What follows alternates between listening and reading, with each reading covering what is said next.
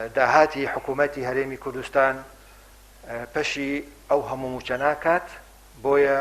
کورتهێنانی هەیە لە دابینکردنی ئەو بڕە پارەیە کە بۆ موچە تەرخان کراوە کە وەکو دەزانن 755 ملیۆن دۆلارە. حکوومەتی هەرێمی کوردستان ئێستا 355 ملیۆن دۆلار کورتهێنانی هەیە و تەنها 400 ملیۆن دۆلاری ئێستا لە وەکو داهات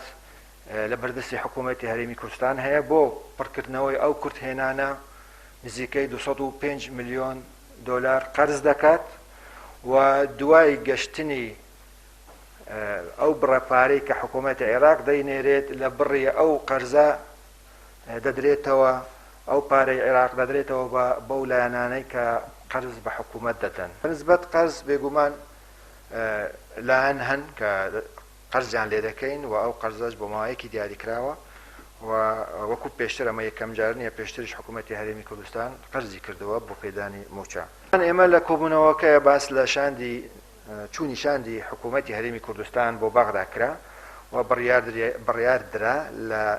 کاتێکی نزیکدا سەردانی بەغدا بکرێ و باس و تەکید و